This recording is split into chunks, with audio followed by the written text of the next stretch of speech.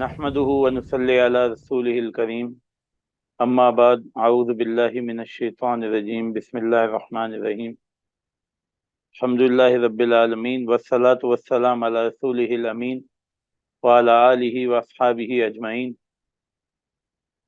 अल्लाहुम्मा सल्लि अला मुहम्मदिन व अला आलि मुहम्मदिन कमा सल्लैता अला इब्राहीम व अला आलि इब्राहीम इन्नका हमीदुम मजीद अल्लाहुम्मा बारिक अला मुहम्मदिन व अला आलि मुहम्मदिन कमा बारकता अला इब्राहीम व अला आलि इब्राहीम इन्नका हमीदुम मजीद रब्बि इश्रह ली सदरी व यस्सिर ली अमरी वहलुल उक़दतम मिन लिसानी यफ़क़हू क़ौली आमीन या रब्बल आलमीन। हमने इससे पहले हज़रत अबू बकर सिद्दीक रज़ी अल्लाह अन्हु की ज़िंदगी के कुछ अहवाल, ज़ाहिर है ज़्यादा डिटेल से तो नहीं देख सके, लेकिन जितनी उस कम वक्त में जितना हो सकता था वो कोशिश की है। और अब ज़ाहिर है उनके बाद जो अगले खलीफा राशिद हैं वो हज़रत उमर इब्न अल-खत्ताब रज़ी अल्लाह अन्हु हैं। सबसे पहले एक चीज़ मैं चाहता हूँ कि आपके जहनों में रहे। हुज़ूर सल्लल्लाहु अलैहि वसल्लम ने फरमाया, अन्नासु कल माआदिन खयारुहुम फिल जाहिलियति खयारुहुम फिल इस्लाम इज़ा फ़क़हू। एक रिवायत में अल अरबु कल माआदिन के भी लफ्ज़ हैं, लेकिन बहरहाल फरमाया इंसान भी मादनियात की तरह हैं। तो जो जाहिलियत में उम्दा थे, बेहतर थे, वो फिर इस्लाम में आएंगे तो वो अपनी उम्दगी साथ ही लाएंगे। इज़ा फ़क़हू, अगर वो उसमें समझ पैदा करें, इस्लाम की समझ पैदा करें। अच्छा, बिल्कुल ऐसा ही है कि सोना है, अब सोना किसी गंध में पड़ा हो तब भी सोना ही रहेगा, निकल के किसी अच्छे क्लोजेट में आ जाए तो उसकी खूबसूरती को चार चांद लग जाएंगे, रहना उसने सोना ही है भाई, उसने चांदी नहीं बन जाना। ठीक है, तो लोग बिल्कुल ऐसे ही हैं, कुछ सोना है, कोई चांदी है, कोई तांबा है, कोई पित्तल है। तो जो बेहतर होंगे ज़ाहिर जाहिलियत में जो उनका मकाम व मर्तबा होगा, तो जब इस्लाम में आएंगे तो वो उनकी जो उनका लेवल है वो और बेहतर हो जाएगा, बशर्ते कि वो दीन की समझ पैदा करें। तो इससे अगली एक चीज वो भी जहन में रख दें, अल्लाह ताला ने फरमाया व मिनन नासी मन यअबुदुल्लाह अला हर्फिन। लोगों में से कुछ ऐसे भी हैं जो चाहते हैं कि हम अल्लाह की इबादत करें किनारे किनारे पर, इत्मीनान के हालात हों तो फिर तो दीन में लगे चलो, चले चलो, हम तुम्हारे साथ हैं। अलबत्ता जब हालात कुछ कठिन आ जाएं, यकादुल बर्कु यख्तफु अबसारहुम, ऐसे हालात हैं, ऐसी बिजली चमके कि हमारी उनकी आंखें उचक ले, तो वो क्या करते हैं, फिर रुक जाते हैं। वइज़ा अज़लम अलैहिम कामू, जब अंधेरे आते हैं तो रुक जाते हैं। और जब अच्छे अच्छे हालात होंगे तो फिर तो इनकी नारेबाजियां और इनकी तकरीरें खत्म नहीं होती। तो लोगों में से कुछ ऐसे भी हैं जो कि चाहते हैं कि साइड लाइंस पर रहकर दीन की इबादत करें, यानी दूर से बैठ के तालियां पीटते रहें और उस मंझधार में ना आए, यानी वो आके वो उस अपना कोई रोल प्ले ना करें उस गेम में। तो ये दोनों हदीसें या ये दोनों, एक कुरान की आयत और हदीस को जहन में रखें, और अब हम कोशिश करते हैं हजरत उमर इब्न अल-खत्ताब रज़ी अल्लाह अन्हु के कैरेक्टर को समझने की। ठीक है, उमर रज़ी अल्लाह अन्हु के वाकयात ढेर हैं। पहले मैं एक वाकया सुनाता हूं, फिर हम पीछे चले जाएंगे। वो एक वाकया ये है कि हजरत उमर रज़ी अल्लाह अन्हु निकले हैं अपने घर से और नंगी तलवार उनके मतलब वो साथ लिए हुए हैं और इस नियत से जा रहे हैं कि रसूलुल्लाह सल्लल्लाहु अलैहि वसल्लम को शहीद करने। और जब एक शख्स मिलता है जो कि सहाबी है जिसने अपना ईमान छुपाया हुआ है, तो वो कहता है कि उमर कहाँ जा रहे हो ये नंगी तलवार लेकर। तो उस पे हजरत उमर रज़ी अल्लाह अन्हु कहते हैं कि उस शख्स के बाद जिसने हमारे रिश्ते काट दिए, जिसने भाई को भाई से लड़ा दिया, जिसने बेटे को बाप का दुश्मन बना दिया, मैं उस शख्स के पास जा रहा हूं। तो वहां पर उसने कहा कि उमर तुम खुद को बहुत बड़ी बला समझते हो, کہ تم سمجھتے ہو کہ تم بنی ہاشم کا ایک شخص قتل کر دو گے اور بنی ہاشم والے تمہیں چھوڑ دیں گے؟ تو اس پہ حضرت عمر کہتے ہیں کہ ہاں، ایک جان کے بدلے دوسری جان، میں پہلے اسے قتل کروں گا، پھر خود کو حوالے کر دوں گا بنی ہاشم کے۔ تو جب یہ بحث مباحثہ کچھ زیادہ ہوتا ہے تو اس کے بعد وہ صحابی کہتے ہیں کہ پہلے اپنے گھر کو سدھارو، تمہاری بہن اور اس کا شوہر یعنی تمہارا بہنوئی سعید ابن زید اور فاطمہ بنت الخطاب، یہ دونوں بھی مسلمان ہو چکے ہیں، ٹھیک ہے جی۔ پھر وہ واپس جاتے ہیں، وہاں پہ جو ایک پورا واقعہ ہوتا ہے، اس واقعے کی ڈیٹیل میں زیادہ تو نہیں بتا سکتا کیونکہ وقت کی قلت ہے، لیکن یہ کہ انہوں نے قرآن پڑھ رہے تھے، حضرت خباب ابن الارت وہیں موجود تھے، کچھ سوالات کیے، اس کے بعد پتہ چل گیا کہ یہ مسلمان ہو گئے۔ اس پہ حضرت عمر نے مارنا پیٹنا شروع کر دیا اپنے بہنوئی کو، بہن بیچ میں آئی تو ہاتھ چلا تو اس کا بھی خون بہنا شروع ہو گیا، حضرت عمر نے تماچا مار دیا اسے، لگتا ہے شاید بھول چوک میں، لیکن لگ تو گیا۔ اب جب دیکھا کہ بہن کے چہرے سے خون نکل رہا ہے تو بھائی کو محبت آ گئی کہ میں نے اپنی بہن کو ہی مارا، تو پھر کچھ نرمی آئی اور اس کے نتیجے میں جب انہوں نے قرآن پڑھا تو مسلمان ہو گئے، یعنی ان کا دل مسلمان ہو گیا، اب تو صرف گواہی دینی تھی۔ پھر حضرت خباب کے ساتھ وہ چلے گئے اس جگہ پہ جہاں پہ رسول اللہ موجود تھے، وہاں اسلام قبول کیا۔ اسلام قبول کرنے کے بعد حضرت عمر رضی اللہ عنہ نے ایک ایسا کام کیا جو کہ میں نہیں سمجھتا کہ ان کے علاوہ کسی اور صحابی نے کیا ہوگا۔ اسلام قبول کرنے کے بعد باقی صحابہ کا طرز عمل کیا تھا؟ خاموش رہو، اپنے اسلام کو چھپائے رکھو، چھپ چھپ کے نمازیں پڑھو۔ اچھا، انہوں نے کیا کیا؟ یہ سب سے پہلے چلے گئے ابو جہل کے گھر، پہلا دروازہ اس کا کھٹکھٹایا، وہ باہر نکلا ہے۔ اچھا، یہ لوگ خوش ہوتے تھے حضرت عمر کو دیکھ کے، خوش ہوتے تھے کہ واہ، یہ تو وہی آ گیا جو مسلمانوں پہ ایسا تشدد کرتا ہے کہ کوئی بھی نہیں کر سکتا۔ تو اس نے کہا عمر کیف اصبحت، تو انہوں نے کہا کیا تجھے پتا ہے کہ میں اسلام لے آیا ہوں، کہ میں اسلام لے آیا ہوں؟ تو وہ کہتا ہے لا تفعل، ایسا نہ کر۔ یہ کہتے ہیں بل فعلت، میں یہ کر چکا ہوں۔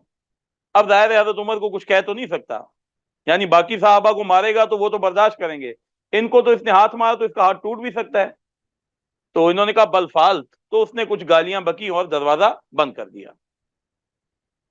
اب حضرت عمر نے کہا میں تو یہ نہیں چاہتا تھا، میں تو چاہتا تھا مجھ پہ تشدد ہو۔ اگلا دروازہ ولید بن مغیرہ، یہی لا تفعل بل فعلت، دروازہ بند۔ تیسرا دروازہ عتبہ بن ربیعہ، لا تفعل بل فعلت، پھر دروازہ بند۔ اور آخر کار سرعام جا کر ایک مجمع میں جہاں کافی لوگ تھے وہاں انہوں نے کلمہ پڑھا۔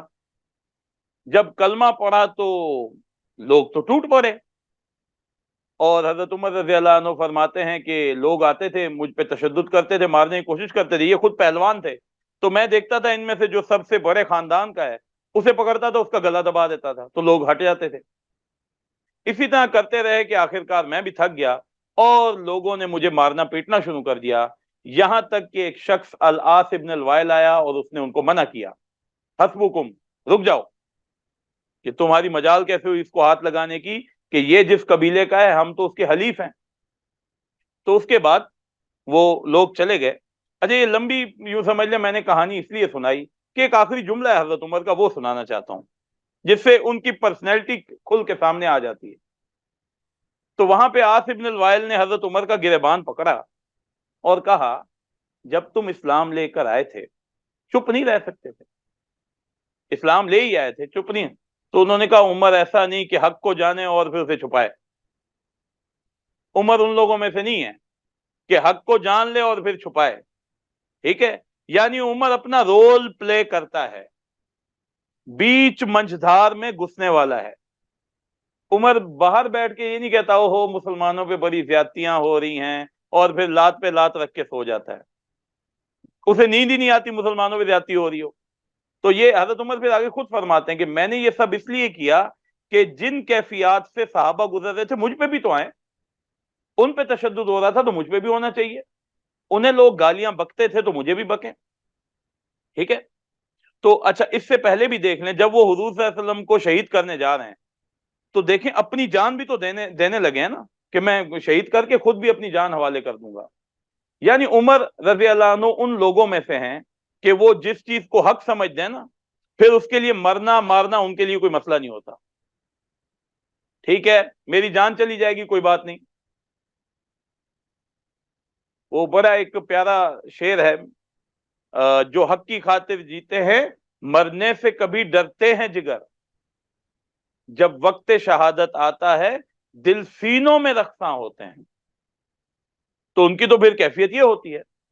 تو پہلے تو ان کے اس کیریکٹر کو سمجھیے کہ عمر ابن الخطاب رضی اللہ عنہ کا کیریکٹر کیا تھا، کس طرح کے وہ انسان تھے. اور اب آپ کو وہ حدیث بھی سمجھ آ جائے گی، اللہم اعز الاسلام من احب رجلین الیک. اے اللہ، حضور صلی اللہ علیہ وسلم کی جو دعا ہے کہ اسلام کو عزت دے، اسلام کو مضبوطی دے ان دو لوگوں میں سے کسی ایک کے ذریعے جن سے تو زیادہ محبت کرتا ہے، من عمرو ابن ہشام و عمر ابن الخطاب. ایک عمرو ابن ہشام یعنی ابو جہل، اور دوسرا عمر ابن الخطاب. تو اللہ نے پھر کس کو قبول کیا؟ عمر ابن الخطاب کو. عمر ابن الخطاب موسیٰ بن گیا اور دوسرا عمرو ابن ہشام فرعون بنا. اس امت کا فرعون ہے نا ابو جہل. تو دوسرا جو راستہ ہے وہ حضرت موسیٰ والا راستہ کس نے اپنایا؟ حضرت عمر ابن الخطاب رضی اللہ عنہ نے، یعنی حق کی خاطر جان دینے والا راستہ. وہ ظاہر باطل کے لیے وہی جد و جہد کر رہا تھا. تو یہ ہے حضرت عمر رضی اللہ عنہ کا سر کیریکٹر. اب آ جاتے ہیں تھوڑا سا حضرت عمر رضی اللہ عنہ کی یوں سمجھ لیں کہ کس قبیلے سے ان کا تعلق تھا. عرب کے عرب کے نہیں، قریش کے 4 بڑے خاندان تھے. حضور صلی اللہ علیہ وسلم ظاہر قریش سے تھے، یہ تو آپ جانتے ہی ہیں. اس کے 4 بڑے خاندان تھے. ایک خاندان کا نام تھا بنو ہاشم، دوسرے خاندان کا نام تھا بنو امیہ. اچھا یہ بنو ہاشم اور بنو امیہ بھی اوپر جا کے ایک ہی خاندان میں تھے، یعنی بنو عبد شمس، لیکن فی الحال ہم نے اس کو تھوڑا سا علیحدہ کیا. بنو ہاشم، بنو امیہ، بنو مخزوم اور بنو سہم. ٹھیک ہے، یہ وہ بڑے قبیلے تھے. یعنی یہ سمجھ لیں کہ ان کے خاندان بھی زیادہ بڑا تھا، امیر کبیر بھی تھے. اور اس دور میں کسی قبیلے کی بڑائی کیا ہوتی تھی؟ اس کے 3 ہی ذریعے ہوتے تھے. نمبر 1 کنبا کتنا بڑا ہے، بچے کتنے ہیں، یعنی نفری کتنی ہے. نمبر 2 مال کتنا ہے. نمبر 3 اس نے کوئی بڑے کارنامے کیے ہیں کیا مستقبل میں، اور ماضی میں، کہ اس کا دادا کیا کرتا تھا، پر دادا نے کوئی کمال کیا تھا. اب دیکھیں ویسے تو حضور صلی اللہ علیہ وسلم کے خاندان کا نام کوئی اور بنتا ہے، لیکن ہم بنو ہاشم کیوں کہتے ہیں؟ وہ حضور صلی اللہ علیہ وسلم کے پر دادا بنتے ہیں نا. ہم اس خاندان، ان کا نام سے ہی بنو ہاشم ابھی تک کیوں چلا آ رہا ہے؟ اس لیے کہ یہ وہ واحد شخص تھے جنہوں نے وہ شوربے میں روٹی ڈالنا شروع کی، جس سے وہ شوربہ تھوڑا گاڑھا بن گیا. اس کو کہتے ہیں ہشم. تو جو یہ کام کرتا ہے اس کو کہتے ہیں ہاشم.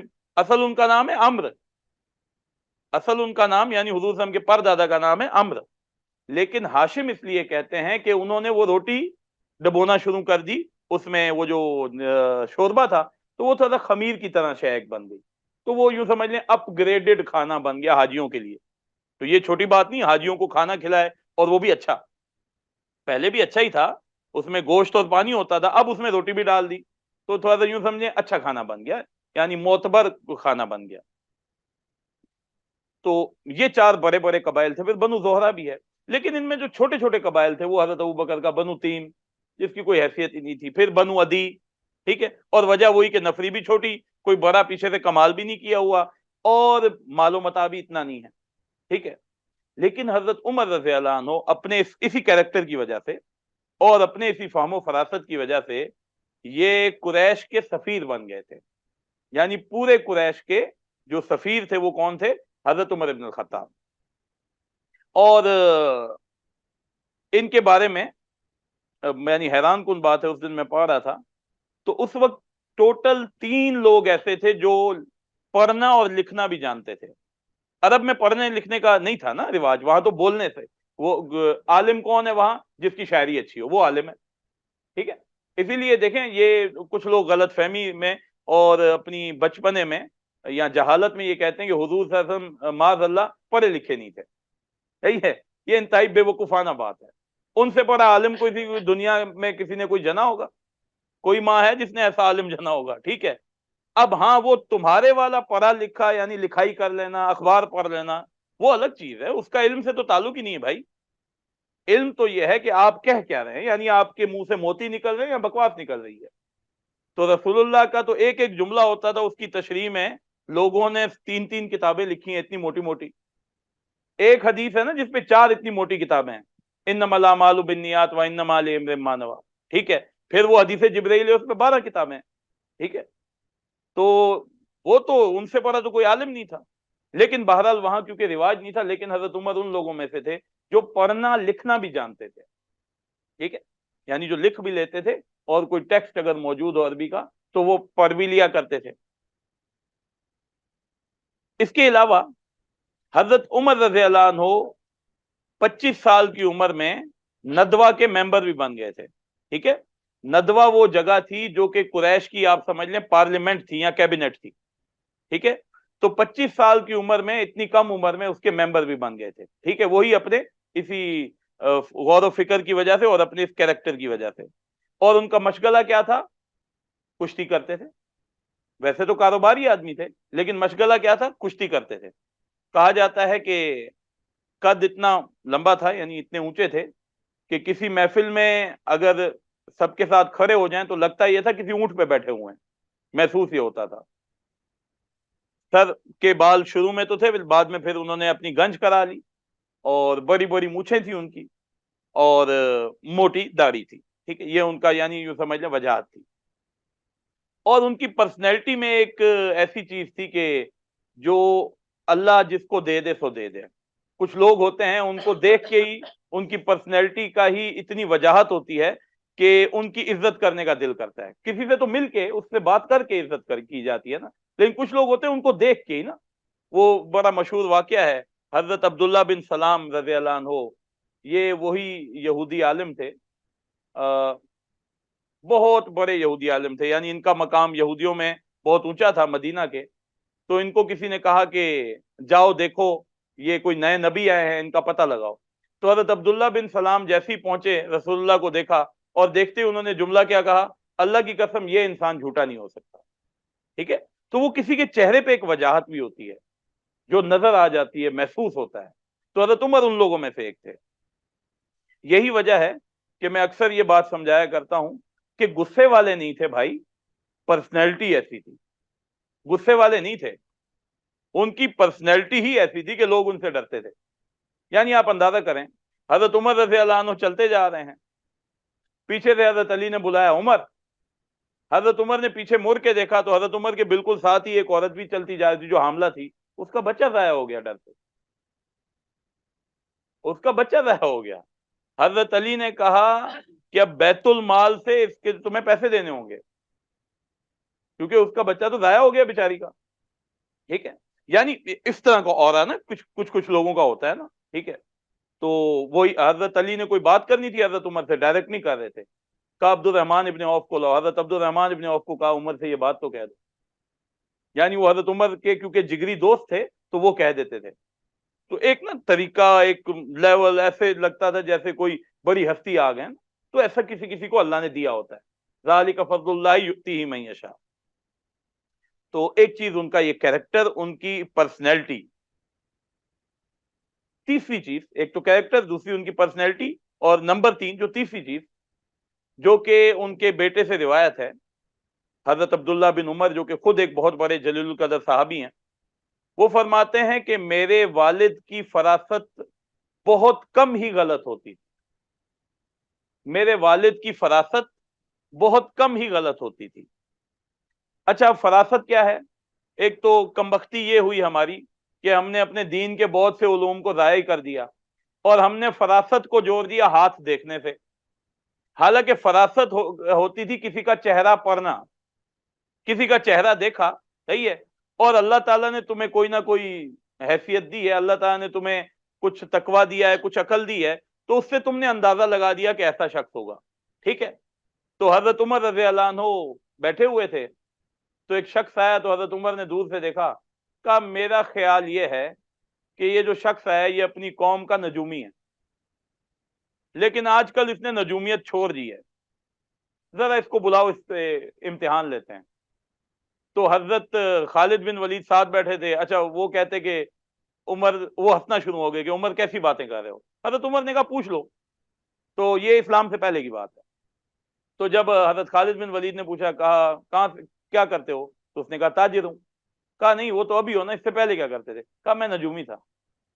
کہا اچھا کوئی نئی بات تو بتاؤ. کہا اچھا کچھ سوچتا ہوں. وہ بیٹھا, اس کے بعد کہا مجھے لگ رہا ہے کہ کچھ عرصے میں قریش میں کوئی نہ کوئی نبی آنا ہے. اور اس نے ویسے ہی کہہ دیا, اور اس کے 3 ماہ کے بعد حضور صلی اللہ علیہ وسلم نے اپنی نبوت کا اعلان کر دیا. ٹھیک ہے. تو حضرت عمر میں یہ فراست بہت تھی. پھر ایک شخص آیا, تو حضرت عمر نے کہا کہ کون ہو. اس نے شخص نے اپنا نام نہیں بتایا. اس نے کہا یمن سے آیا ہوں. کہا یہ تو میں بھی جانتا ہوں کہ یمن کا قبیلہ کون سا ہے. کہا یمن کا. کہا قبیلہ عامر. کہا اچھا قبیلہ عامر سے ہو, تو قبیلہ عامر میں کتنے لوگ ہیں. کہا 500-600 تو ہوں گے مرد, جو ان کے مرد ہیں. خواتین پھر نہ جانے کتنی ہوں. کہا کیا ان میں کوئی اویس بن عامر بھی ہے. کہا اویس بن عامر بھی ہے. کہا تم ہی ہو نا. کہا میں ہی ہوں. کہا اچھا آپ دعا کرو. یہ وہی اویس بن اویس کرنی ہے نا. ٹھیک ہے. کہا دعا کرو, کیونکہ رسول اللہ نے مجھے اور علی کو ساتھ بٹھا کے یہ کہا تھا کہ یمن سے جب قافلہ آئے گا تو اس میں ایک شخص ہوگا اویس بن عامر یعنی اویس کرنی, اور اے صحابہ کے گروہ تم نے بھی اس سے دعا کروانی ہے, تو ہمارے لیے مغفرت کی دعا کرو. ٹھیک ہے. تو اس قدر فراست کے چہرے کو پہچاننا اور اس طرح پہچاننا. تو ایک اور شخص آیا جی, اس شخص سے ملے. کہا یمن سے ہو. حضرت ابو بکر بھی موجود تھے. کہا ہاں یمن سے ہوں. کہا ٹھیک ہے, سنا ہے کہ یمن میں ایک جھوٹا نبی بھی آیا تھا, اسود الانسی. کہا بالکل آیا تھا, اللہ اسے غارت کرے. کہا اچھا. کہا سنا ہے کہ اسود الانسی نے ایک مسلمان تھا, اس کو آگ میں زندہ ڈال دیا. کہا بالکل ڈالا تھا. کہا پھر پتا چلا کہ وہ مسلمان آگ سے بچ کے آ گیا, جلا ہی نہیں.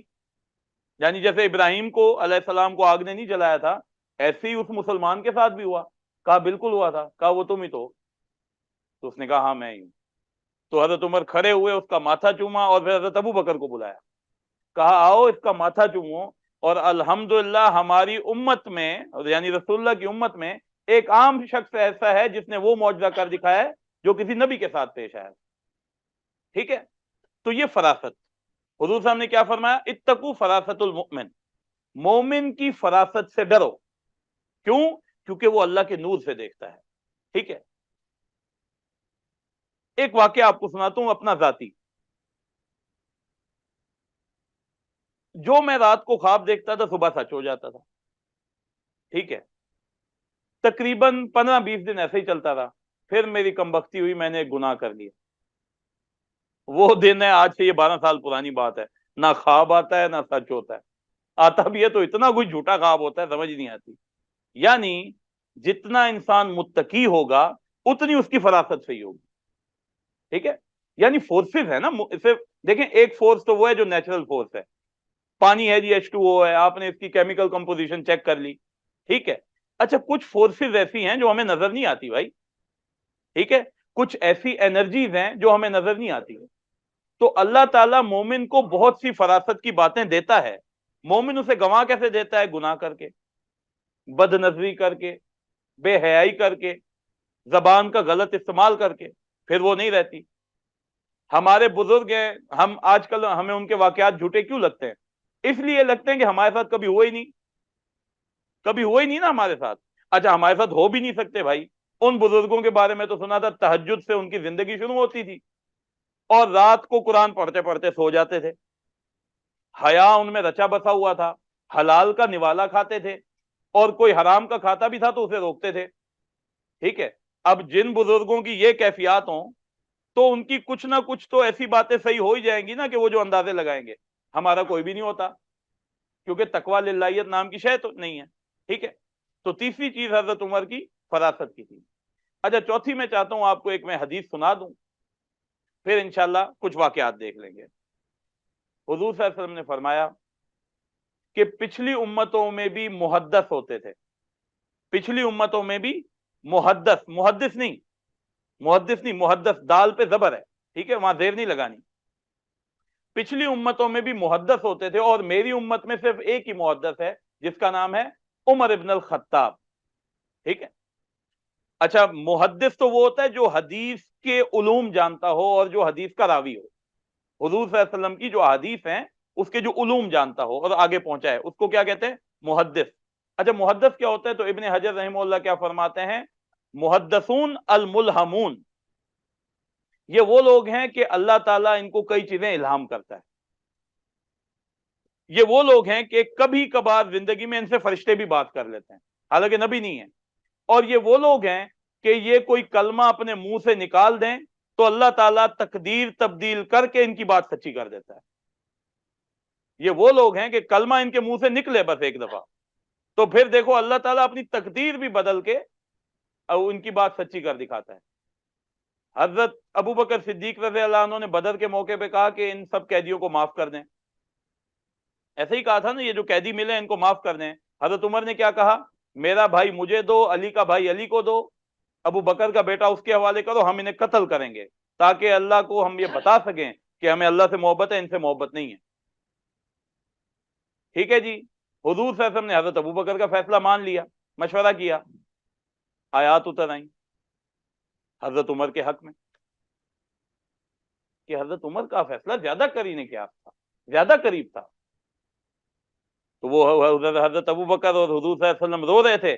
حضرت عمر آئے، کہا آپ کیوں رو رہے ہیں؟ مجھے بتائیں، اگر مجھے رونا آ گیا تو میں بھی روؤں گا، اور اگر مجھے رونا نہ بھی آیا تو میں اس بات پہ روؤں گا کہ آپ دونوں رو رہے ہیں. تو حضور صاحب نے فرمایا عمر تمہارا فیصلہ صحیح تھا، اللہ ہم پر عذاب بھیجنے لگا تھا اور وہ ہم نے دیکھا بھی تھا.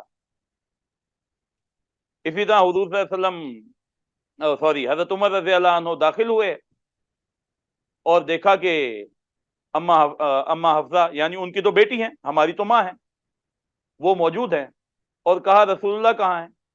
تو انہوں نے بے رخی سے کہا مجھے کیا پتا کہاں ہے.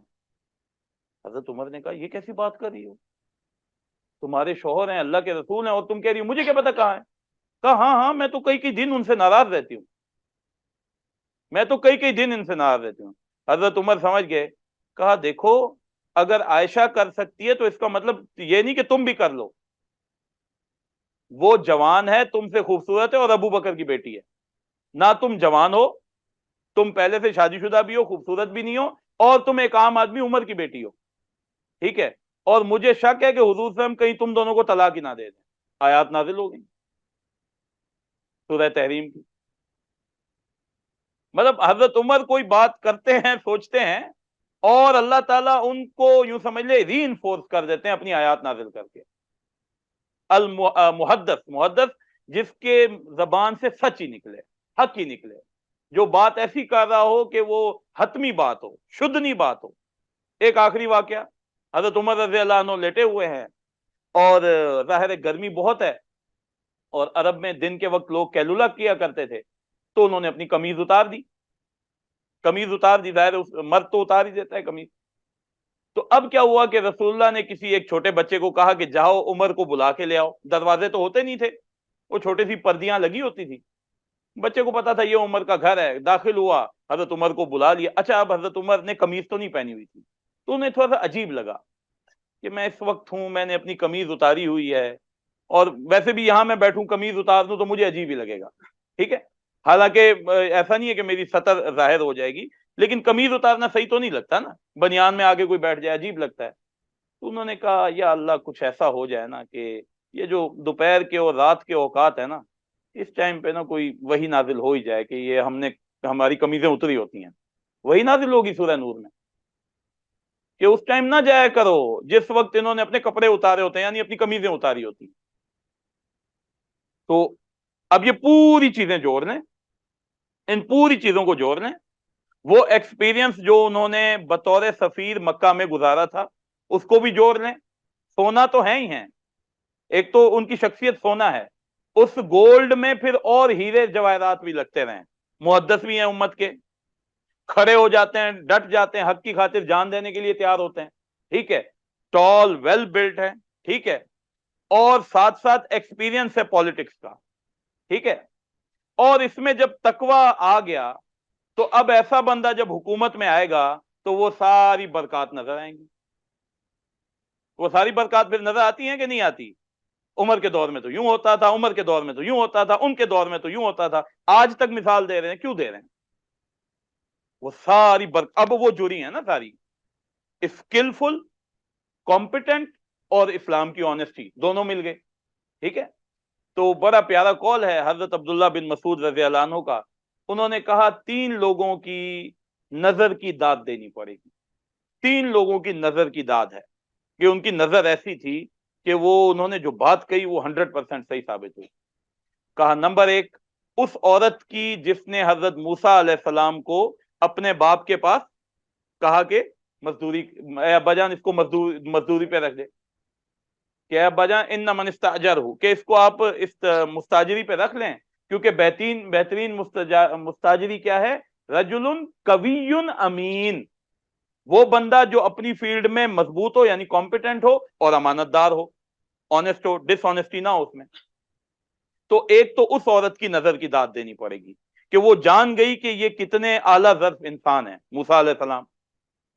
پھر اس شخص کی نظر کی داد دینی پڑے گی جس نے دیکھا حضرت یوسف علیہ السلام کو اور اس نے اسے خرید لیا، اور آ کے بیوی کو اس نے کیا کہا کہ دیکھو اکرمی مسواہ، اس کے ساتھ ذرا اچھے انداز سے رہنا، غلاموں والا اس کے ساتھ طور طریقہ نہ رکھنا، یہ کوئی عام بچہ میں نہیں لایا. امید ہے کہ ہمارا رب ہمیں اس کے ذریعے سے فائدہ دے گا، یا ہو سکتا ہے ہم اسے اپنا بیٹا ہی بنا لیں. یعنی اس میں وہ غلاموں والے گر نہیں ہیں، یہ تو سرداروں کا بیٹا لگ رہا ہے اور لگ بھی سردار رہا ہے. تو عین ممکن ہے کہ یہ ہمیں فائدہ دے، اور اس سے بڑا فائدہ کہ ہم اسے اپنا بیٹا ہی بنا لیں گے. تو اس کی فراست کی بھی داد دینی پڑے گی کہ وہ پہچان گیا کہ کتنی بڑی شخصیت، یعنی ایک چھوٹا سا بچہ ہے لیکن کتنی اونچی شخصیت ہے. اور تیسری ابو بکر کی رضی اللہ عنہ، جب اس نے عمر کو اپنے بعد خلیفہ چنا. ایک فیصلہ ابو بکر کا رضی اللہ عنہ جس نے دنیا کے نقشے کو، دنیا کے پیراڈائمز ہی بدل دیے، سوچ و فکر کے طریقے ہی بدل دیے. ایک فیصلہ عمر ابن الخطاب کو چننے کا. تو کیا طریقہ ہوا؟ حضرت ابو بکر صدیق رضی اللہ عنہ کی طبیعت اتنی خراب ہو چکی تھی کہ وہ اس قابل نہیں تھے کہ اب حکومتی امور چلا سکیں.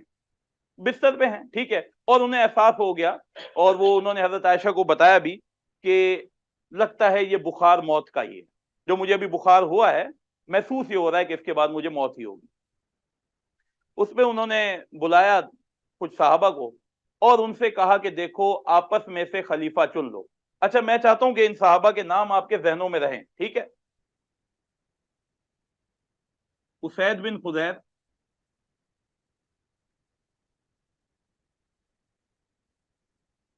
بریدہ الاسلمی،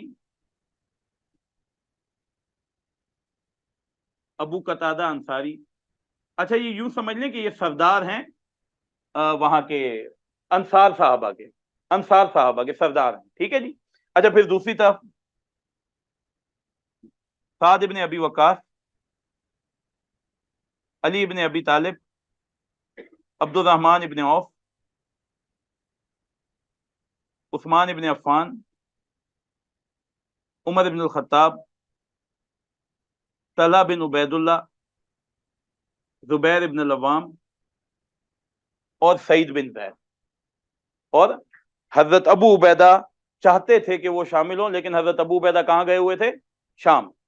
یرموک کی وہ جنگ یاد کریں، اس میں وہ گئے ہوئے تھے نا، ورنہ تو حضرت ابو عبیدہ بھی ایک معتبر ان صحابہ میں آتے ہیں. اچھا ان کو بلایا اور ان سے کہا کہ دیکھو آپس میں مشورہ کرو. جی بیٹھ. ان سب صحابہ کرام رضوان اللہ علیہم کو بلایا اور کہا مشورہ کرو اور کوئی چن لو، کوئی بھی مہاجر، کوئی بھی قریش کا صحابی، اس کو تم خلیفہ چن لو، ٹھیک ہے؟ بہت سمپل سا طریقہ ہے. اچھا دیکھیں ایک چیز ذہن میں رکھیے گا بھائی کہ اتنی کمپلیکیٹڈ پالیٹکس نہیں تھی اس دور کی، ٹھیک ہے؟ صحیح ہے. اس دور میں کیا ہے، سمپل ہے، آپس میں چن لیں گے، ہم اعلان کر دیں گے، لوگ مان جائیں گے. زیادہ تر لوگ صحابی ہیں، وہ ہمارے کیریکٹر سے اچھی طرح ہمیں جانتے ہیں، بڑے بڑے جو قبائل کے سردار ہیں وہ بھی موجود ہیں، ٹھیک ہے؟ تو مسئلہ حل ہو جائے گا. اس میں زیادہ جسے کہتے ہیں لمبی چوڑی بحثوں میں نہ جانا, ایک کسی کو چن لینا.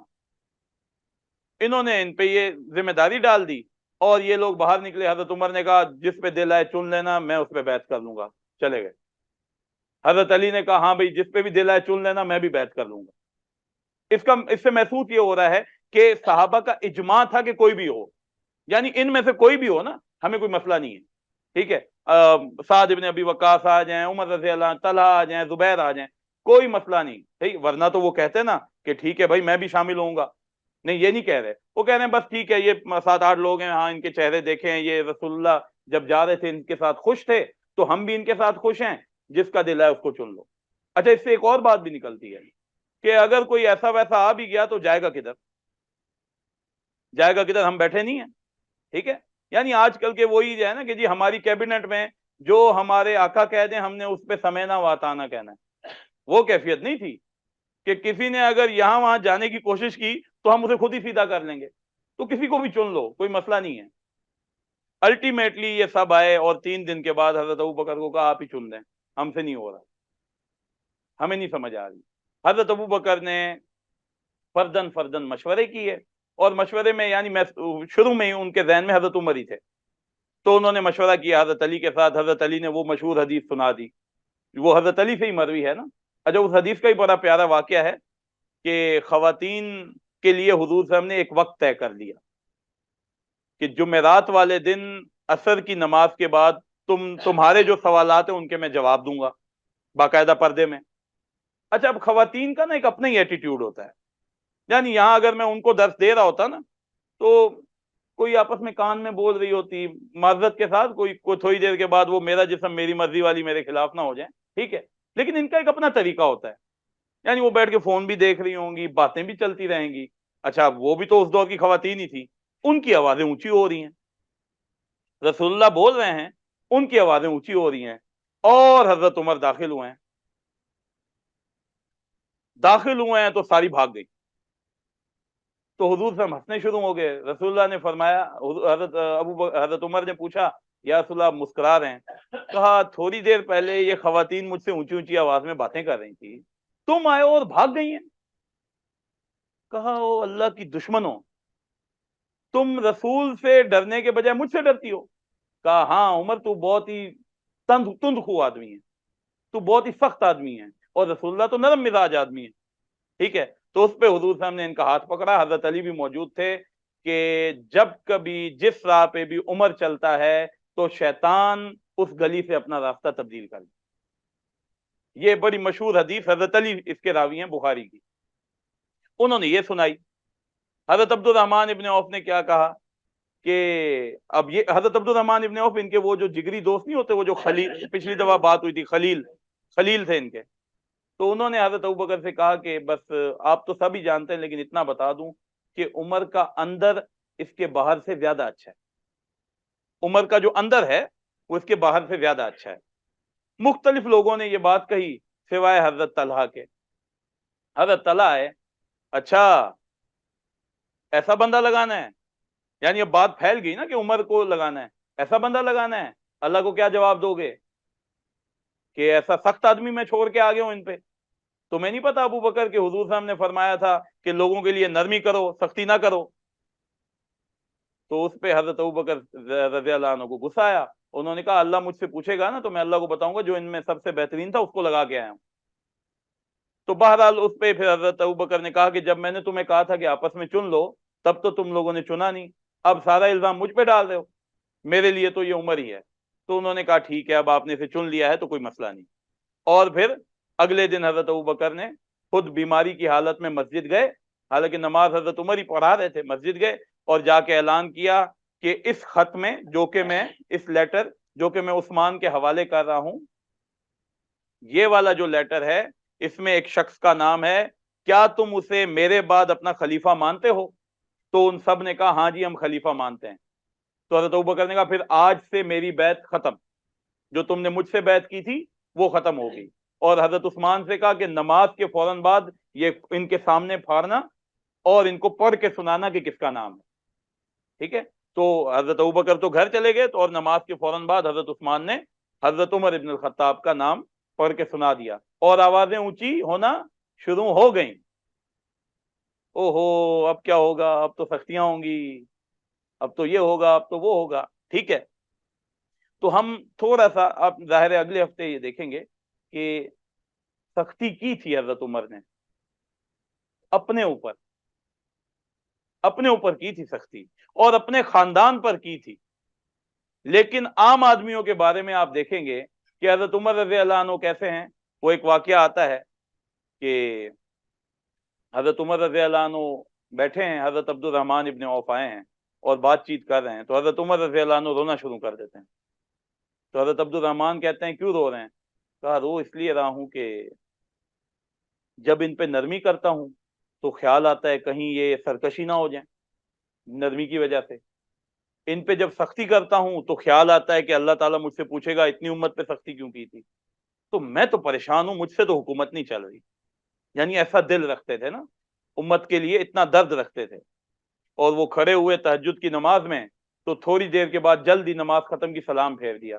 تو حضرت عاتکہ رضی اللہ عنہا جو کہ ان کی زوجہ تھی, انہوں نے کہا یہ اتنا جلدی جلدی نماز کیوں پڑھی؟ کہا میں بستر پہ لیٹا ہوا تھا تو مجھے خیال آیا کہ عمر تو کیسا انسان ہے, اپنے رب کی عبادت نہیں کرتا اور سارا دن تو بستر پہ لیٹا ہوا ہے ساری رات. تو میں کھڑا ہوا, میں نے کہا اپنے رب کی عبادت کروں. وہاں کھڑا ہوا تو مجھے حکومت کے معاملات یاد آ گئے. اچھا وہ فلاں غریب کا کیا ہوگا, فلاں کے گھر روٹی نہیں ہے, اس کے گھر یہ نہیں ہے, اس کے گھر یہ نہیں ہے. تو میری تو مجھ سے نماز ہی نہیں پڑھی گئی, اب میں جاؤں تو میں کہاں جاؤں؟ ٹھیک ہے, اب ایسا کیریکٹر جو نمازوں میں, ہمیں تو نماز میں یہ یاد آ رہا ہوتا ہے نا وہ فلاں جگہ اتنے پیسے پھنسے ہوئے ہیں, فلاں میں یہ نوکری کرنی ہے, یہ کمانا ہے, وہ کرنا ہے. ان کو یہ خیال آ رہا ہے کہ امت کا کیا ہوگا, یعنی میں نے ان کو مینج کیسے کرنا ہے, میں نے اس کو کیسے کھلانا پلانا ہے. یہ اسی طرح کے لوگ ہی کہہ سکتے ہیں. آج تو دیکھیں لوگ مر جاتے ہیں, پورے لوگ مر جاتے ہیں, پورا گروہ مار دیا جاتا ہے, ظلم کی انتہا ہو جاتی ہے. وہ کہہ رہے ہیں کہ دریائے دجلہ و فرات کے نزدیک اگر کوئی کتا بھی مر گیا تو اللہ تعالیٰ عمر کا گریبان پکڑے گا. ٹھیک ہے, تو یہ ایٹیٹیوڈ. اب آ جائیں تھوڑا سا حکومتی اسٹرکچر پہ, یہ بڑا اہم ہے اس کو سمجھنے کے حوالے سے کہ حکومتی جو اسٹرکچر تھا حضرت ابو بکر کا وہ تھوڑا سا لوز تھا. ٹھیک ہے, حضرت ابو بکر کا جو حکومتی اسٹرکچر ہے رضی اللہ عنہ وہ تھوڑا سا لوز ہے. لوز ان اے سینس کہ وہ اپنے عمراء کو اور گورنرز کو بہت زیادہ اتھارٹی دیتے تھے. ٹھیک ہے, یعنی ایک ایسی حکومت تھی, اس نوعیت کی حکومت تھی جیسی آپ کو نظر آتی ہے, اب اس پہ پریشان نہ ہوئیے گا, امریکن اسٹرکچر میں اس نوعیت کی تھی, ہو بہو ایسی نہیں تھی. کنفیڈریشن کا ایک کانسیپٹ ہے نا وہاں پہ, صحیح ہے, ایک ریاست ہے, اس کے جو گورنرز ہیں وہ وہاں پہ تقریباً سپریم اتھارٹی ہی انجوائے کرتے ہیں, سوائے چند چیزوں کے. چند چیزیں ہیں وہ جو کیپٹل سے آتی ہیں, وگرنہ اکثر چیزیں ان کی اپنی لوکل ہوتی ہیں, یا یعنی ان کے, اور یہاں تک کہ ٹیکسس کے تو قوانین بھی اپنے ہیں نا, ٹیکسس جو لا ہے اس کے قوانین بھی اپنے ہیں. ٹھیک ہے, ہاں اوور آل معیشت کا پہیا یا وہ ڈیفنس کا پہیا یہ وہاں سے چلتے ہیں. پولیس ڈپارٹمنٹ ان کے ڈریس بھی سب کے الگ الگ ہے. ٹھیک ہے, تو تھوڑی سی حکومت کے معاملات لوز تھے. اچھا اب یہاں یہ بھی نہ سمجھیے گا کہ بالکل ہی لوز تھے, حضرت ابوبکر نے چھوڑ دیا تھا, ہاں بھی جو دل میں ہے کرتے رہو, ایسا بھی کچھ نہیں ہو رہا تھا. ٹھیک ہے, نمبر 2 دوسری چیز, حضرت ابو بکر کو وقت ہی نہیں ملا کہ حکومت کی شیرازہ بندی کر سکیں. ایک جنگ ختم, دوسری شروع, دوسری ختم, تیسری شروع, تیسری ختم, چوتھی شروع. ٹھیک ہے, 2.25 سال کے عرصے میں کیا کیا کریں گے. ٹھیک ہے, تو اتنا کچھ کر ہی نہیں پائے. یعنی آپ نہیں دیکھیں گے کہ حضرت ابو بکر کے دور میں کوئی انہوں نے جج اپوائنٹ کیا ہوں, آپ کو نظر نہیں آئے گا, آپ کہیں گے کوئی جج نظر نہیں آ رہا. اچھا وہ جج اپوائنٹ کریں یا یہ کام کریں, نہیں کر سکتے. ٹھیک ہے, آپ یہ نہیں دیکھیں گے کہ انہوں نے کوئی پولیس آفیسر اپوائنٹ کیا ہوں, کوئی باقاعدہ فوج تیار کی ہو, نہیں, ایسا کچھ نہیں ہوا. اس کی ریزن یہ ہے کہ وہ پہلے سے ہی پری آکوپائڈ ہیں کاموں میں اتنے کہ اب نیا کام, وہ بڑا گندا سا جملہ ہے کہ نیا کٹا نہیں کھول سکتے. ٹھیک ہے, پرانے معاملات ہی اتنے ہیں. ٹھیک ہے, تو حکومتی اسٹرکچر اس طرح سے بن نہیں سکا. پھر دوسری چیز, حضرت ابو بکر یا اسلامی ریاست اس دور میں لوگوں کو وظیفہ دیتی تھی. ٹھیک ہے جی, اب مثال یہاں جتنے ہی بیٹھے ہیں ہم سب کو وظیفہ ملے, کچھ کریں یا نہ کریں, جو جاب کر رہا ہے اس کو بھی وظیفہ ملتا تھا, جو نہیں کر رہا اس کو بھی ملتا تھا. ٹھیک ہے, تو حضرت ابو بکر کی سیدھی سیدھی پالیسی تھی، ہاں بھائی فلاں تمہارا نام کیا ہے، فلاں نام ہے، مسلمان ہو، ہاں ٹھیک ہے یہ لو وظیفہ، ان کی سیدھی سیدھی پالیسی تھی۔ اچھا وہ یہ نہیں کہتے تھے کہ یہ تو اسلام میں 10 سال پہلے آیا تھا اور یہ اسلام میں 5 سال پہلے آیا ہے، تو 10 سال والے کو زیادہ دے دوں، 5 سال والے کو کم دے دوں، ان کی یہ پالیسی نہیں تھی، ٹھیک ہے۔ حضرت عمر رضی اللہ عنہ کی پالیسی کچھ اور تھی۔ نمبر ایک، وہ کہتے تھے جو اسلام میں جتنا پہلے آیا اس نے اتنی قربانی دی ہے، ٹھیک ہے، جو اسلام میں جتنا پہلے اس نے اتنی قربانی دی ہے، تو مانیٹری فائدہ اس کو زیادہ دیں گے۔ یہ تو ایک مانیٹری فائدے کی بات ہے، اس کے علاوہ بھی نا آپ دیکھیں گے کہ حضرت عمر رضی اللہ عنہ جو صحابی جس نے جتنا جلدی اسلام قبول کیا اس کو اتنی عزت دیا کرتے تھے، کیونکہ اس نے قربانیاں زیادہ دی ہیں، اور جس نے جتنا بعد میں دیا یہ نہیں کہ اس کو عزت ہی نہیں دیتے تھے، لیکن اس کی نسبت کم۔ یعنی حضرت بلال رضی اللہ عنہ اور حضرت عمار بن یاسر رضی اللہ عنہ ان سے ملنے آئے، تو حضرت عمر وہ بعد میں آئے، لیٹ آئے، ان سے پہلے حضرت ابو سفیان آئے ہوئے تھے اور حضرت سہیل بن عمرو بھی آئے ہوئے تھے۔ انہوں نے کہا پہلے بلال اور عمار بن یاسر کو لے آؤ، اور وہ ان سے وہاں گپ شپ لگانا شروع کر دی انہوں نے۔ تو وہ آئے، ان کو غصہ آیا، انہوں نے کہا یہ کیا حرکت ہے؟ تو اس پہ حضرت سہیل بن عمرو نے حضرت ابو سفیان کو سمجھایا، کہا اسلام میں جو لیٹ آئے تھے تو آج جلدی آؤ گے تو عمر تمہیں عزت دے دے گا، آج اگر آفس ٹائمنگ میں جلدی آؤ گے تو تمہیں عزت نہیں ملے گی، تمہیں اسلام میں جلدی آنا تھا، وہ تم نے مس کر دیا، وہ بلال اور عمار بن یاسر تم سے آگے نکل گئے رضی اللہ عنہما۔ تو ایک چیز حضرت عمر یہ جو طبقات ہے یہ بنایا کرتے تھے۔ مثال کے طور پہ کسی نے کہا جی فتویٰ چاہیے، کہا یہ مسئلہ پیش آیا ہے، کہتے نہیں مسئلہ نہیں پیش آیا، ویسے ہی میرے دھیان میں آیا، کہتے نہیں جب مسئلہ پیش آئے میرے پاس آنا، میں بدر کے صحابی اکٹھے کروں گا، وہ فتویٰ دیں گے۔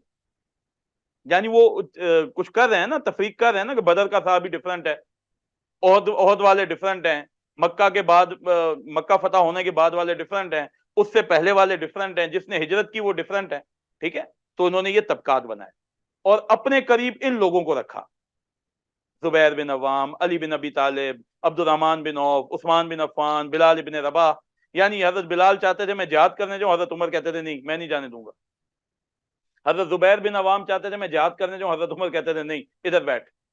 یعنی ایک ٹائم پہ حضرت زبیر بن عوام کو حضرت عمر نے ایک ایسی چیز دی ہے، یعنی ایسا صوبہ دیا ہے کہ کوئی اگر مفاد پرست آدمی ہوتا تو اپنے لیے محل 100 محل بنوا سکتا تھا۔ مصر جو کہ ہیرا تھا، ہیرا جہاں سے اتنی کمائی آتی تھی کہ باقی سارے صوبے بھی وہیں سے پلتے تھے، جب قحط آیا تھا مدینہ میں تو وہ ساری کمائی تو مصر سے اور شام سے ملی تھی۔ تو یہ حالات تھے، تو حضرت زبیر بن عوام کو کہا گورنر بنتے ہو؟ کہ اللہ حاجت علی فی ہے، مجھے نہیں چاہیے، مجھے اس کی حاجت ہی نہیں ہے، ولیکن بلکہ مجھے بے جہاد کے لیے میں مسلمانوں کی اور اللہ کی مدد کرنا چاہتا ہوں، یہ گورنری شورنری نہیں چاہیے۔ یعنی ان کو مل رہی تھی وہ بھی مصر کی گورنرشپ، انہوں نے کہا نہیں یہ نہیں چاہیے، ٹھیک ہے۔ اتنا زہد، اتنا تقوی، اتنا ورع۔ تو ایک چیز، اب ان کی پالیسی تھوڑی اسٹرانگ تھی، شروڈ پالیسی تھی حضرت عمر رضی اللہ عنہ کی، ٹھیک ہے۔ مثال کے طور پہ کسی چیف آف آرمی اسٹاف نے کوئی بڑا کام کیا ہے، بڑا فیصلہ کیا ہے، مجھ سے پوچھا کیوں نہیں؟ صحیح کیا ہے غلط کیا ہے، نن آف مائی کنسرن، مجھ سے کیوں نہیں پوچھا؟ این او سی کیوں نہیں لی؟ ٹھیک ہے۔ اور میں نے جب یہ ڈائریکشنز دی ہیں، اس ڈائریکشنز کے مطابق اگر کسی گورنر نے عمل نہیں کیا اور ان ڈائریکشنز کو ریلیگیٹ کیا ہے، اور حالانکہ اسلام کی خلاف ورزی نہیں کی لیکن میری ان ڈائریکشنز کو ریلیگیٹ کیا ہے، اس کو ڈیموٹ، اسی وقت اسے ڈیموٹ کرنا ہے، نہیں رہے گا وہ گورنر۔ اور عام آدمی نہیں ہوئے ڈیموٹ، حضرت سعد بن ابی وقاص ہوئے ہیں، یعنی کوئی چھوٹے موٹے صحابی، حضرت مغیرہ بن شعبہ ہو گئے ہیں کہ شاباش۔ حضرت سعد بن ابی وقاص کے ساتھ تو ایسا مطلب سخت واقعہ ہے کہ سناتے ہوئے بھی کبھی کبھار حیرانگی ہوتی ہے۔ حضرت عمر گئے اور کہا کہ آپ کی صلاحیتیں ہمیں اور نہیں چاہیے، باہر نکلیے، گھر سے نکالا اور کہا یہ گھر بھی آپ کو حکومت نے دیا ہوا تھا، جائیں مدینہ واپس اور جا کے بکریاں چرائیں۔ بالکل سیدھی سیدھی دو ٹوک بات۔ اگلی انہوں نے کوئی اپنی ایکسپلینیشن دینے کہا چاہیے ہی نہیں، ایکسپلینیشن میں نے سننی ہی نہیں، چپ کر کے چلے جائیے۔ تو مطلب اب سمجھ رہے ہیں نا ان کی پالیسی یا جو ان کا اسٹرکچر ہے حکومت کا، وہ ڈفرنٹ ہے کمپریبل ٹو اسٹرکچر آف حضرت ابو بکر صدیق رضی اللہ عنہ۔ ان کا اسٹرکچر دوسرا ہے، ان کا اسٹرکچر دوسرا ہے۔ दोनों मुख्तलिफ तर्ज पे सोचते हैं। अब इसी से आपको समझ आ जाएगी कि खालिद बिन वलीद रज़ी अल्लाह अन्हु को क्यों हटाया था। इसलिए हटाया शुरू शुरू में कि हजरत अबू उबैदा इस्लाम में कब आए हैं, 8वें के 9वें साहबी हैं। खालिद बिन वलीद रज़ी अल्लाह अन्हु इस्लाम में आए हैं तकरीबन 13 और 5 18 साल के बाद या 19 साल के बाद। तो हजरत खालिद बिन वलीद कमांडर कैसे बनेंगे? कमांडर तो अबू उबैदा बनेगा रज़ी अल्लाह अन्हु। तो पहले दिन ये पहला फैसला, जैसे ही हजरत उमर सीट पे बैठे हैं, आप यूं समझें, तो पहला खत यही लिखा है। पहले में ये लिखा है कि अबू बकर सिद्दीक रज़ी अल्लाह अन्हु अब दुनिया से चले गए, मैं खलीफा हूं, ये पहला खत कहा है कि फौज को भेज दो। दूसरे खत में उसी के साथ ही क्या लिखा है कि खालिद बिन वलीद आम सिपाही की तरह रहेगा, अबू उबैदा सुप्रीम कमांडर। अबू उबैदा उसे कोई अथॉरिटी देना चाहे तो देता रहे, सुप्रीम कमांडर वो है। पहला खत ये लिखा है, पहला जिसे कहें कि जो इदारिया निकला है वहां से, वो ये निकला है। ठीक है, तो हजरत उमर की पॉलिसी डिफरेंट थी, सही है। एक उसमें कुछ सख्ती थी, सही है, उम्माल के लिए सख्ती थी, आम आदमी के लिए नहीं। जाहिर है उन पे सख्ती करेंगे तो आम आदमी के लिए आसानी होगी, ठीक है। फिर किसी को चूज कैसे किया जाएगा, ये भी एक क्वेश्चन है ना, ठीक है। आजकल जो हमें दरपेश होता है वो हम कैसे जी चूज करते हैं, इसके पास 500 एकड़ जमीन है, बना दो। इसके पास 2000 एकड़ जमीन है, इसको कोई अच्छी मिनिस्ट्री दे दो। क्यों? वो थोड़ी सी अपनी पॉलिटिकल पावर भी लाएगा, स्ट्रीट पावर भी लाएगा, जमीनों के पैसे भी लाएगा, और इतना इसके पास वोट बैंक है, 15-16 हजार इसकी कॉन्स्टिट्यूएंसी में रहते हैं, चलो इसको रख लो यार, आगे काम आएगा। हजरत उमर की पॉलिसी क्या है? एक साहबी को बुलाया मक्का से, कहा मैं चाहता हूं मदीना आ जाओ। कहा अच्छा कितने अरसे के लिए आ जाओ? कहा कम से कम 3 माह के लिए तो आओ। साल उसे ठहरा दिया अपने पास ही। वो कहे मेरे बीवी बच्चे जाने, अब हज के मौके पे उसने कहा हज तो करने दो। कहा वो भी नहीं करने दूंगा। कहा पहले हज किया हुआ है? कहा हाँ किया हुआ है। कहा फिर दोबारा क्यों करते हो? खुद गए हज पे, उसे नहीं जाने दिया। और वापसी आगे कहते हैं मैं ना तुम्हें 1 साल से चेक कर रहा था कि तुम कैसे आदमी हो, अब मुझे पता चल गया कि तुम हुकूमत के काबिल हो, लिहाजा यहां से निकलो और यमन के गवर्नर बन जाओ। ठीक है, मतलब किसी को चेक करने के लिए, अब जाहिर है वो कुछ प्रिंसिपल्स थे ना जिनको वो देखा करते थे कि इसमें हुकूमत चलाने की सलाहियत है, लीडरशिप क्वालिटीज हैं, ठीक है, कहां इसे सख्त होना है, कहां इसे नरम होना है, और सबसे बड़ी चीज क्या ये ऑनेस्ट भी है, या सिर्फ ये कि दौलत की खातिर चला जाएगा। फिर एक ऐसा प्रिंसिपल जो आज तक सियासत में पढ़ाया जाता है, और अल्लाह माफ करे हमारे हमारे लोगों को नहीं पता, आज तक सियासत में पढ़ाया जाता है, पहली बार वो हमें कुरान से मिलता है, उसकी तशरीह हजरत उमर करते हैं, फिर उसकी तशरीह इब्ने खलदून करते हैं।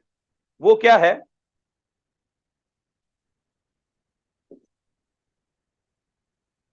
कोई भी आमिल, आमिल से मुराद जो हुकूमत की कोई भी पोस्ट रखता हो, असिस्टेंट कमिश्नर हो, इवन क्लर्क भी हो, कोई भी आमिल, कोई भी आमिल, बेशक क्लर्क की क्यों ना हो, कारोबार नहीं कर सकता।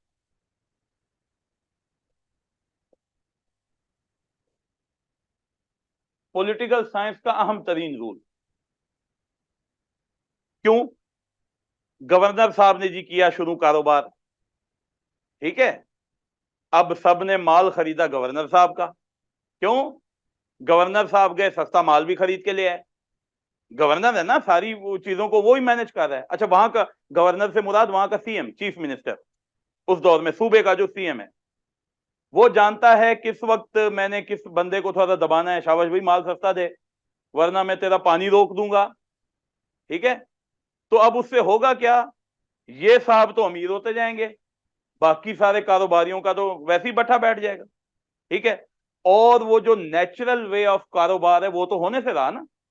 यहां तो कारोबार को एक शख्स है जो अपनी उंगलियों पे नचा रहा है। मैं माजरत के साथ, मैं तो अब हैरान हुआ हूं जब मैंने थोड़ा सा पाकिस्तानी पॉलिटिक्स को पढ़ना शुरू किया, आज से पहले कभी पढ़ा ही नहीं था, यानी आज से 6-8 माह पहले, कि हमारे हर सियासतदान ने कोई 15-15 कारोबार खोले हुए हैं, छोटे नहीं। ऐसे नहीं कि भाई किसी ने किराने की दुकान डाली हुई है, नहीं नहीं। अब मैं उनके नाम लूंगा तो आप कहेंगे न जाने ये जो उसका है पीडीएम का है या पीटीआई का है, नाम भी मैं नहीं ले सकता। लेकिन छोटे कारोबार नहीं है, यानी आप इमेजिन करें बीकन हाउस, सिटी स्कूल, ये इनके कारोबार के अड्डे हैं ना, ये इनके कारोबार के अड्डे हैं। ये बच्चे यहाँ पढ़ने नहीं जाते, बच्चा इनका एक क्लाइंट है। اس سے کمانے کے ذریعے ہیں، ٹھیک ہے، اس سے آپ آگے چلے جائیں. آپ کوئی بھی برانڈ اٹھا لیں، ایون جو بھی آپ کھا رہے ہیں، جو آپ کے منہ میں جا رہا ہے، یہ برانڈ بھی آپ کے کسی سیاستدان کا ہی ہے. اب یہ پتہ نہیں انگلش بسکٹ مینوفیکچر ہے یا لو ہے، دونوں سیاستدانوں کے ہیں. یا انگلش بسکٹ مینوفیکچر پیک فرینز ہے یا لو ہے، دونوں سیاستدانوں کے. اب امیجن کریں بڑے بڑے کاروبار، اور انہی کے کاروبار کیوں کامیاب ہوتے ہیں؟ ایک عام کاروباری اچھی طرح سے کاروبار کیوں نہیں کر پا رہا بھائی؟ اس کی ریزن ہے. اس کی ریزن یہ ہے کہ یہ حکومت میں رہتے ہوئے ان چیزوں کو منور کرتے ہیں، ان چیزوں کو تبدیل کرتے ہیں، ٹھیک ہے. لہذا ایک عام کاروباری کا بٹھا بیٹھ جاتا ہے، اور یہ کماتے جا رہے ہیں. ایک کے بجائے اب 2 ہوگی، 2 کے بجائے اب 10 ہوگی، 10 کے بجائے 20، 20 کے بجائے 100. ختم ہی نہیں ہو رہی ان کی فیکٹریاں، چلتے جائیں انہی کے. پھر اچھا پھر دیکھیں ان کی وہ دیکھیں پولیٹیکل پاور بڑھا کیسے رہے ہیں. فیکٹریاں لگا لی، اب دیکھا کہ کسی کے پاس 2000 ایکڑ کی زمین ہے، ٹھیک ہے. اب دیکھا کہ کسی کے پاس 2000 ایکڑ کی زمین ہے، اس کا جی کیا کریں، اس کا کیا کریں؟ تو وہاں بیٹی کا رشتہ کرا دیا یا بیٹے کا رشتہ کرا دیا. رشتہ ہو گیا تو اس کو بھی سیاست میں گھسیٹ کے لے آئے، وہ بھی خوش. سیاسی مزے تو اپنی جگہ ہے. پاکستان میں آپ دیکھتے ہی ہیں، پاکستان دیکھیں ایک رومانس بھی ہوتا ہے نا، پاکستان میں سیاست ایک رومانس کا نام ہے. وہ بڑی تلخ بات ہے. یعنی ان سے جب حکومت چھنتی ہے تو ایسے بیمار ہوتے ہیں جیسے کل مرے کہ کل مرے. 15 بیماریاں آ جاتی ہیں. جیسی حکومت ملتی ہے حشاش بشاش ہو جاتے ہیں. جیسے نوجوانوں کوئی 15 سال کا وہ خون سارا منہ میں آ جاتا ہے، پھر یعنی چہرہ ان کا لال ہو جاتا ہے پھر. ٹھیک ہے جی. تو یہاں پر حضرت عمر نے بہت سختی کی ہوئی تھی. یعنی آپ امیجن کریں کہ حضرت ابو ہریرہ رضی اللہ عنہ آئے. اب حضرت ابو ہریرہ کون ہیں؟ وہ مشہور جلیل القدر صحابی رضی اللہ عنہ. وہ آئے اور حضرت حضور صلی اللہ علیہ وسلم نے کہا کہ حضرت عمر نے کہا ابو ہریرہ کیسے ہو؟ اس نے کہا بس اسی انتظار میں ہوں کہ آپ کوئی یہاں وہاں ہوں تو میں حدیثیں تو بیان کروں. اچھا حضرت عمر نے ان کو منع کیا تھا کہ ابو ہریرہ تم زیادہ حدیثیں نہ بیان کیا کرو. تو اس پہ انہوں نے کہا کہ کیوں نہ بیان کیا کروں؟ تو حضرت عمر نے کہا کہیں ایسا نہ ہو کہ لوگ کنفیوز ہو جائیں کہ کون سی حدیث ہے کون سا قرآن ہے. کیونکہ ابھی نئے نئے لوگ تھے نا، مطلب ابھی قرآن کو پوری طرح سے جذب نہیں کیا تھا جو نئے نئے مسلمان ہوتے تھے. تو ابو ہریرہ جب حدیث بیان کرو تو پہلے لازمی بتایا کرو کہ یہ حدیث ہے. تو اس پہ حضرت ابو ہریرہ نے کہا جی میں تو اس انتظار میں ہوتا ہوں کہ عمر کہیں نہ ہو تو میں کوئی حدیث سنا دوں لوگوں کو. کہا اچھا تو اس انتظار میں کہ میں مر جاؤں؟ کہا نہیں نہیں یہ نہ سمجھیے گا، اللہ آپ کو لمبی عمر دے. کہا سناؤ پھر کوفہ کے بارے میں کیا خیال ہے؟ کہا کیا مطلب کیا خیال ہے؟ کہا گورنر بننا ہے کوفہ کا. انہوں نے کہا ابو ہریرہ کی کیا حیثیت، اسے گورنرشپ ملے اور وہ ٹھکرائے، بنا دو. کہا ٹھیک ہے. حضرت سعد بن ابی وقاص ساتھ ہی بیٹھے تھے. کہا دیکھ لو اس کے اثاثے، اس کے اثاثے گن لو. تو حضرت سعد بن ابی وقاص نے کہا ٹھیک ہے جی میں اس کے اثاثے گن لوں گا اور آپ کو بتا دوں گا.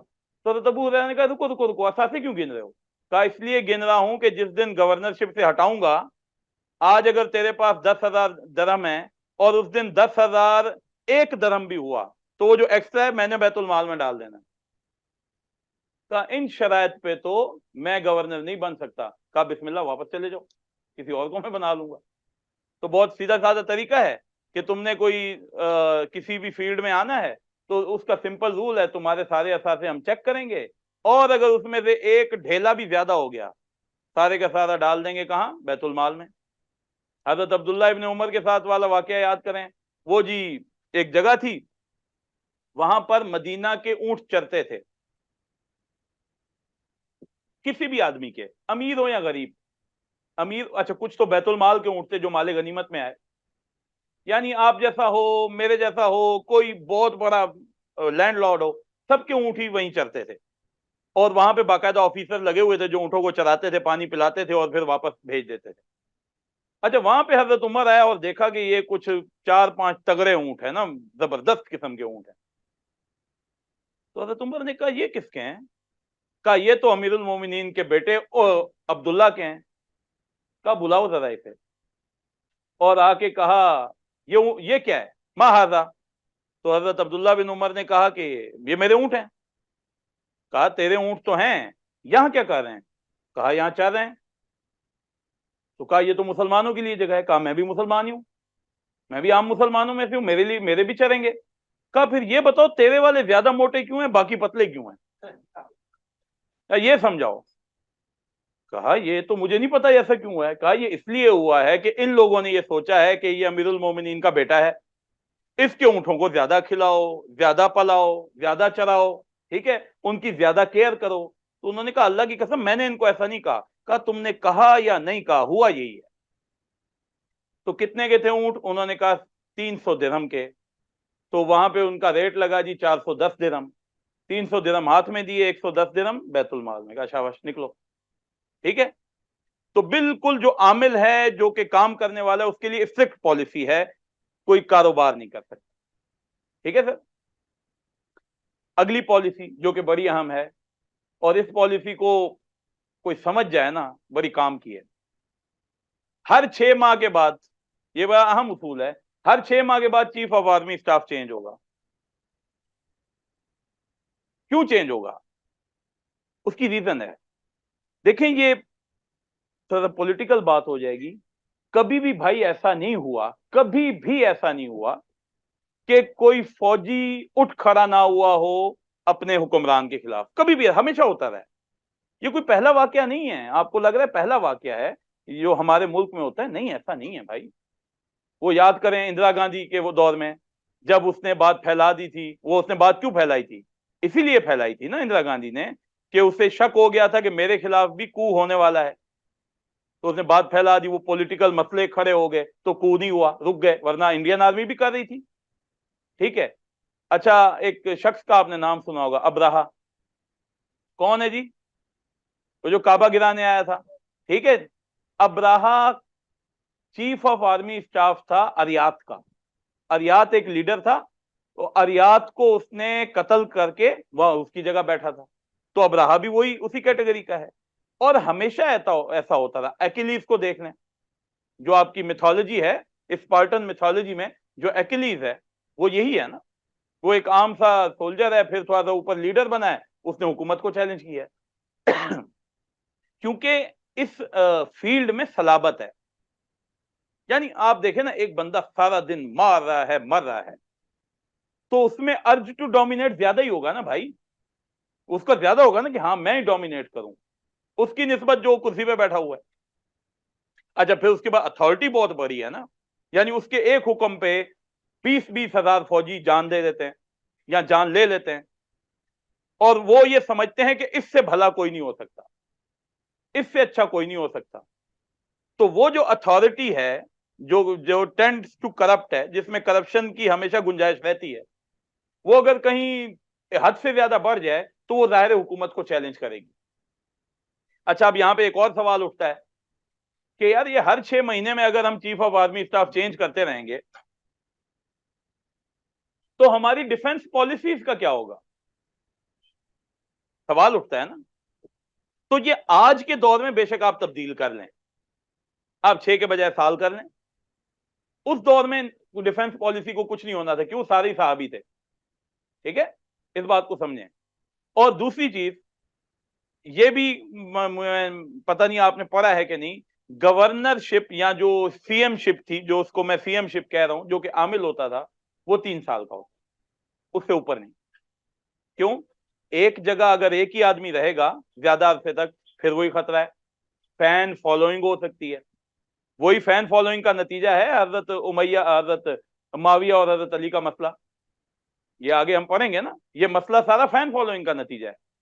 شام والے کہتے تھے نہیں جی اس کو نہیں ہٹانے دیں گے، اس کو نہیں ہٹانے دیں گے، ٹھیک ہے جی۔ تو اذان بھی ہوگی ہے، اور چلیں باقی انشاءاللہ پھر اگلے ہفتے۔ نہیں اذان ہو رہی ہے، بس بات کافی ہوگی، کافی ہوگی۔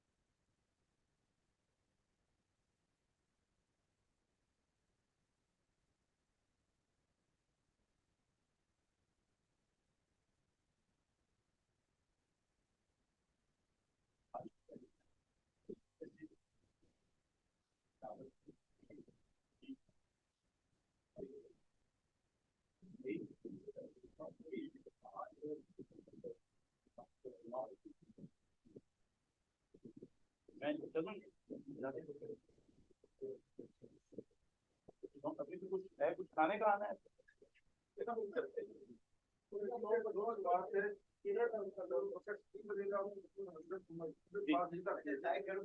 نہیں میں پی چکا ہوں سر الحمد للہ. نہیں نہیں صحیح ہے، صحیح ہے، کوئی مسئلہ نہیں. پہلے میں تو حضرت علی جی جی میں بتاتا ہوں. پہلے دور میں تو حضرت علی مشیر رہے ہیں. دوسرے دور میں جس کو آپ آج کل کے دور میں چیف جسٹس کہتے ہیں، اس دور میں اسے کہا جاتا تھا قاضی القضاء. حضرت عمر کے دور میں 8 سال وہ یہی کرتے تھے. وہ انشاءاللہ پڑھیں گے نا ہم آگے.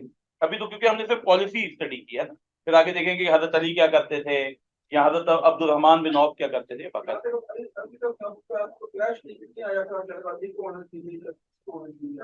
ایسا کلیش تو بعد میں آیا نا، وہ تو بعد میں ہم لوگوں نے اٹھایا ہے.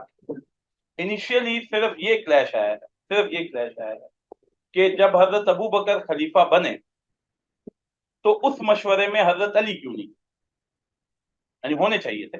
اور یہ میں بھی مانتا ہوں، یہ کئی اہل سنت والے بھی یہی مانتے ہیں. اس میں تو انہوں نے وہ حدیث وہ جو میں نے سنائی تو حضرت ابو بکر کو حضرت علی نہیں سنائی. تو ہاں پھر بعد میں ہم نے اس کا ایک کلیش بنایا ہے آگے جا کے. حضرت جب تقریباً 150 سال کے بعد پھر ایک کلیش بنا ہے. صحیح ہے. وہ ابن ابو مخنف لوط ابن یحییٰ ایک شخص تھا، اس نے یہ کلیش باقاعدہ بنایا ہے. ہم پڑھیں گے انشاءاللہ حضرت علی کے دور میں.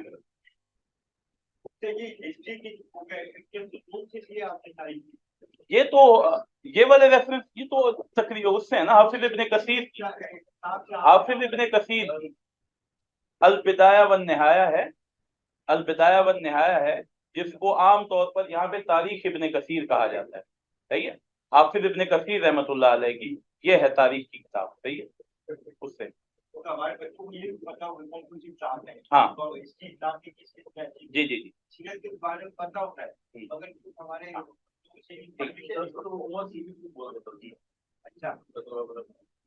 یہ اسی طرح نا یہ کیا کہتے ہیں سیرت بھی نا ساری وہیں سے لوگ لیتے ہیں. یہ جو جس کو آپ کہتے ہیں نا کہ سیرت ابن ہشام یا سیرت ابن اسحاق، یہ کوئی علیحدہ سے نہیں ہے. یہ حافظ ابن کثیر نے ہی ان کے ریفرنس رکھے ہوئے ہیں اپنی اسی کتاب میں، وہیں سے اٹھا کے رحیق المختوم میں آئے ہیں. ٹھیک ہے. تو جو بنیادی کتاب سیرت یا سیرت صحابہ کی ہے وہ یہی ہے، البدایہ والنہایہ جس کو کہا جاتا ہے تاریخ ابن کثیر. ٹھیک ہے. وہ اصل میں شروع ہوتی ہے نا حضرت آدم علیہ السلام سے لے کے اور حضرت حافظ ابن کثیر کے اپنے دور تک، اور پھر آگے قیامت کی نشانیاں اور جنت و جہنم تک. تو اس میں پھر یہ والے چیپٹر بھی ہیں. پوری ایک جلد جو ہے وہ رسول اللہ کی سیرت پہ ہے. میرے خیال سے اردو میں 10 جلدوں میں. اردو میں نے ایک دفعہ دیکھی تھی کہیں، تو انگریزی میں تو 8 جلدیں ہیں، اردو میں 10 ہیں، اور عربی میں بھی 10 ہیں. اردو مل جاتی ہے اب تو.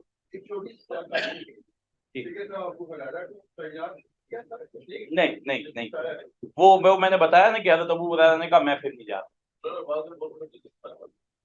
پھر انہوں نے حضرت ابو ہریرہ رضی اللہ عنہ کو یہی کہا تھا.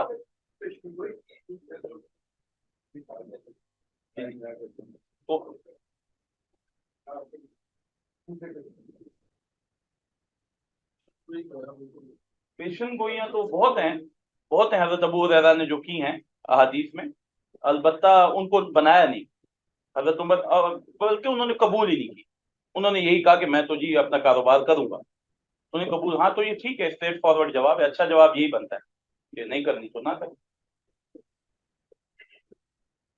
ٹھیک ہے سر جی, میں نے 9:25 پہ پہنچنا ہے. جزاک اللہ خیر. سبحانک اللہم و بحمدک اشہد ان لا الہ الا انت استغفرک و اتوب الیک. جبکہ آپ کتاب مل گئی ہے آج میں بھول گیا, اور یہ مجھے یاد کب آئی تقریباً جو پہلا بات مل گئی ہے. ایسا تھا میں